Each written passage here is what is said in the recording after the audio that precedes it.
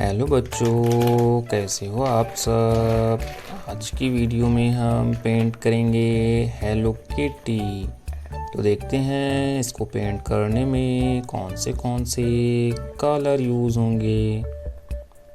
Baby pink colour, yellow colour, green colour, blue colour, red colour, orange colour.